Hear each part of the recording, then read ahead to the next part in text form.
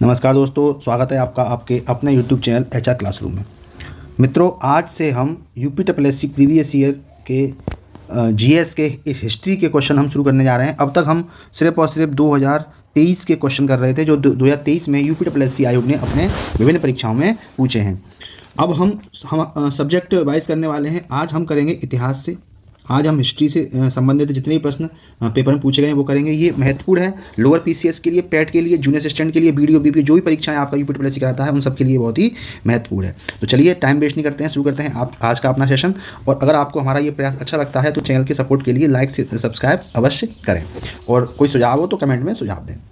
प्रश्न संख्या फर्स्ट, निम्नलिखित में से किस युग में तांबे का पहली बार उपयोग किया गया था?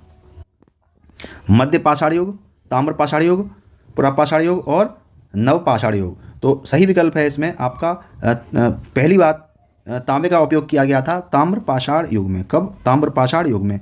ये समय था लगभग 2000 BC मतलब 2000 ईसा पूर्व से 1500 ईसा पूर्व के मध्य कांस्य युग शुरू हुआ था और तांबे का प्रयोग किया गया था। नेक्स्ट है, अच्छा, अगर यहाँ पर नवपाषाण काल, इसे नवपाषाण का ये जो तांबे का पहले उपयोग किया गया ताम्र पाषाण युग तो है ही, इसको हम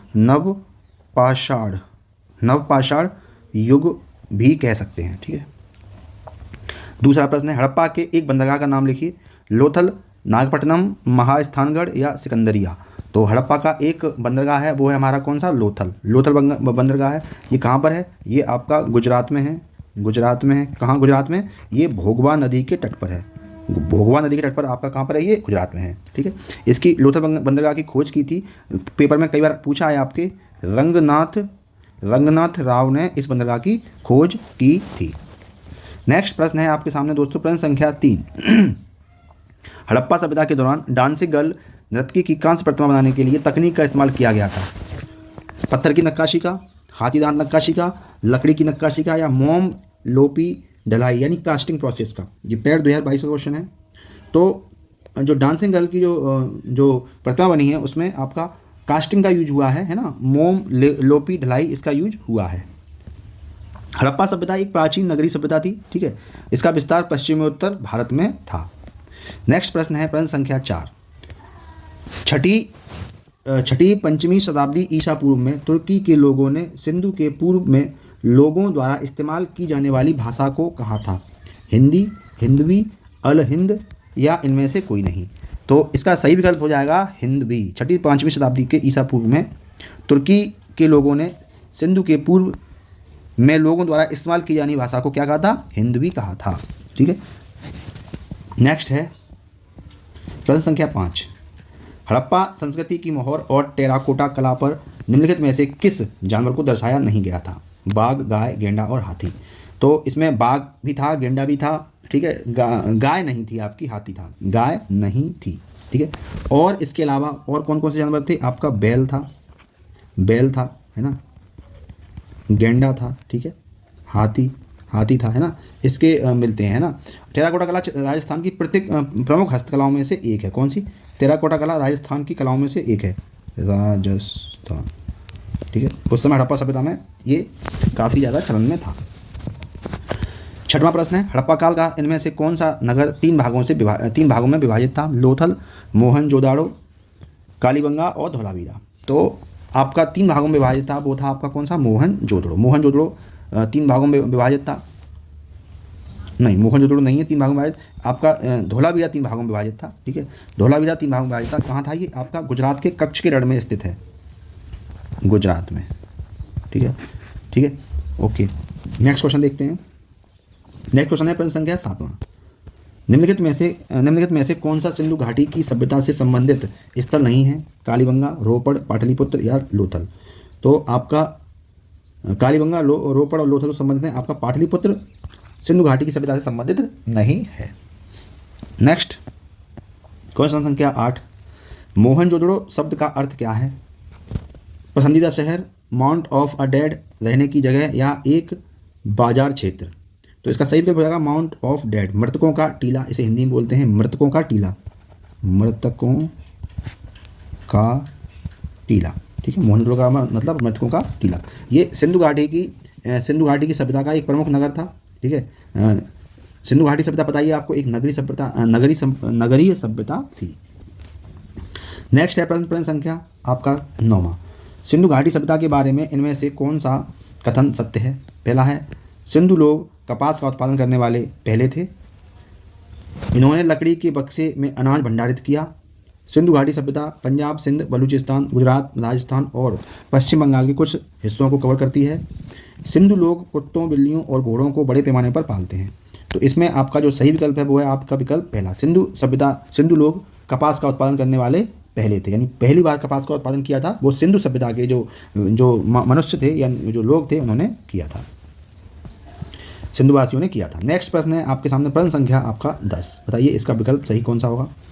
हड़प्पा सभ्यता के एक हिस्से लोथल की खुदाई की खोज किसने की थी? दयाराम साहनी, राखल दास बनर्जी, SR राव, RS बिष्ट। तो इसका सही विकल्प हो जाएगा आपका SR राव। SR राव हड़प्पा सभ्यता के एक हिस्से लोथल खुदाई की खोज की थी। ठीक है, कब ये हुई थी? आपकी 1955 से 1960 के बीच में। लोथल कहाँ पर है हमारा? लोथल है हमारा कहाँ पर? लोथल है हमारा गुजरात में, एक बंदरगाह शहर भी था गुजरात में। ठीक है, नेक्स्ट क्वेश्चन है।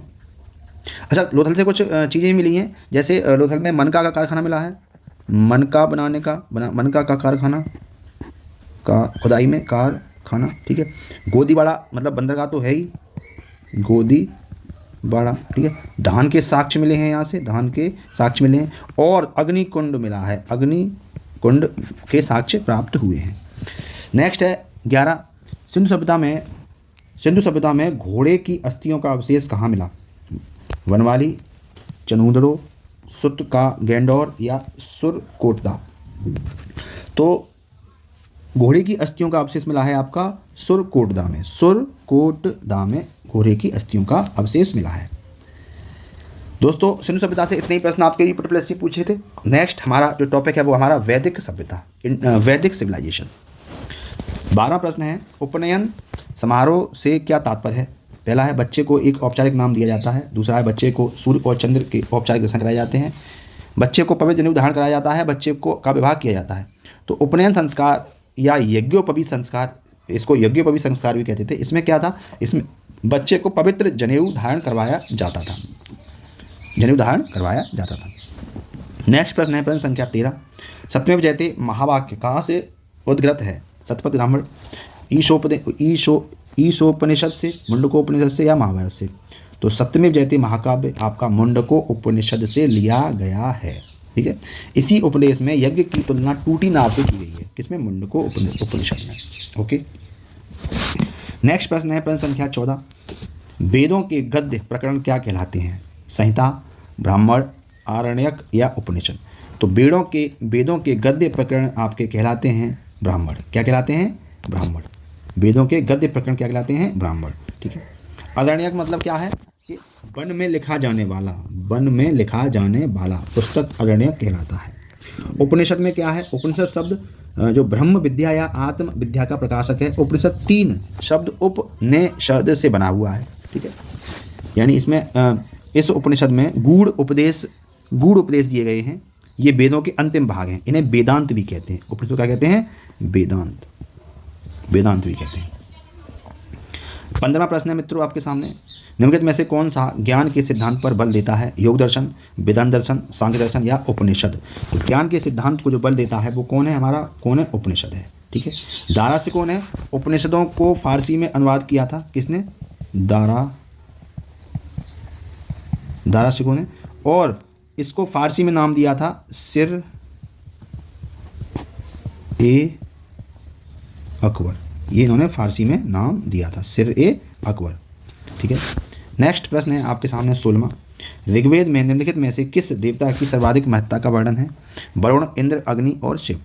तो सबसे ज़्यादा जो वर्णन है वो है आपका किसका? इंद्र का सबसे ज़्यादा ऋग्वेद में वर्णन है। नेक्स्ट है 17वां। प्राचीनतम वेद कौन सा है? ऋग्वेद, अथर्ववेद, यजुर्वेद या सामवेद? तो प्राचीनतम वेद है वो है कौन से? ऋग्वेद सबसे प्राचीनतम वेद है। बाल गंगाधर तिलक ने कहा था कि वैदिक सभ्यता का आरंभ 600 ईसा पूर्व से मानते हैं, मतलब वेदों के ऊपर ही, ठीक है ना, ये बालगंगाधर तिलक ने कहा था। अच्छा, वेदों की रचना किसने की है? ऐसा माना जाता है कि महर्षि वेद व्यास ने वेदों की रचना की है। और उम्मीद है कि मतलब लोग कहते हैं कि इनकी रचना सप्त सैंधव प्रदेश में हुई है। कहाँ हुई है? सप्त सैंधव प्रदेश में हुई है।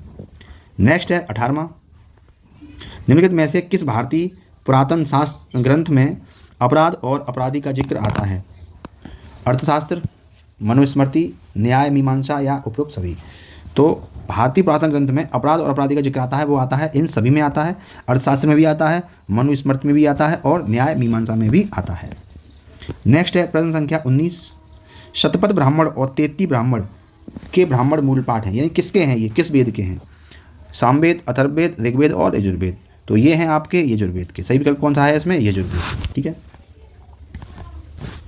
ऋग्वेद के कौन कौन से हैं? ऋग्वेद के हैं आप सभी लिखते हैं, ये हैं ऐतरेय ब्राह्मण, ऐतरेय ब्राह्मण हैं। दूसरे हैं कौशितकी ब्राह्मण, कौशितकी, ठीक है, कौशितकी ब्राह्मण, ओके। अथर्ववेद का है आपका ब्राह्मण, वो है गोपद ब्राह्मण। कौन सा है? गोपद ब्राह्मण, ठीक है। और आपका सामवेद के ब्राह्मण हैं, वो हैं आपके पंचविश ब्राह्मण और जैमिनी ब्राह्मण, जैमिनी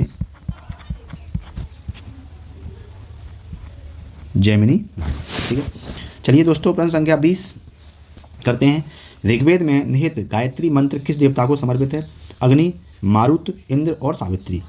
तो ये गायत्री मंत्र समर्पित है, वो समर्पित है सावित्री के लिए। किसमें? सावित्री के लिए। ऋग्वेद के तीसरे मंडल में है ये। ऋग्वेद के, ये पेपर में आया हुआ है, तीसरे मंडल में है। ऋग्वेद में कितने मंडल हैं? कुल 10 मंडल हैं, ठीक है। प्रश्न संख्या 21, सर्वाधिक प्राचीन पुराण कौन सा है? मत्स्य, विष्णु, नारद या वामन? तो सर्वाधिक प्राचीन जो पुराण है वो है मत्स्य पुराण। सर्वाधिक प्राचीन पुराण है मत्स्य पुराण। पुराणों की संख्या कितनी है आपकी? 18 संख्या पुराणों की है। नेक्स्ट क्वेश्चन है 22वां, निम्न में से कौन सा उपवेद नहीं है? धनुर्वेद, शस्त्रशास्त्र, आयुर्वेद और योगवेद। तो इसमें योगवेद आपका उपवेद नहीं है, बाकी सारे आपके उपवेद हैं, ठीक है। नेक्स्ट प्रश्न है प्रश्न संख्या 23 और आज का अंतिम प्रश्न है, वैदिक देवता इंद्र किसके देवता हैं? हवा के, तूफान के, वर्षा व चक्रवात के या अग्नि के? तो वैदिक देवता इंद्र किसके देवता हैं? ये हैं हमारे वर्षा और चक्रवात के देवता। ऋग्वेद में एक्चुअली ऋग्वेद के जो लोग थे वो प्राकृतिक शक्तियों का मानवीकरण कर उनकी पूजा करते थे, ठीक है। देवों की पूजा की प्रधान विधि थी। तो उस समय इंद्र को वर्षा और चक्रवात का देवता माना जाता है। इंद्र को पुरंदर भी कहते थे, किलों को तोड़ने वाला, पुरंदर, ठीक है, पुरंदर। चलिए दोस्तों, अभी इतना ही रखते हैं और बहुत जल्दी मैं घटना चक्र की एक सीरीज लाने वाला हूँ, ठीक है। उसमें आपकी एक्सप्लेनेशन भी रहेगा, क्वेश्चन भी रहेंगे। तो ठीक है मित्रों, मिलते हैं कल किसी और नए इन्फॉर्मेटिव सेशन। तब तक के लिए जय हिंद, जय भारत। और अगर आपको हमारा प्रयास अच्छा लगता है तो प्लीज़ चैनल के सपोर्ट के लिए लाइक से सब्सक्राइब जरूर करें। धन्यवाद। जय हिंद, जय भारत।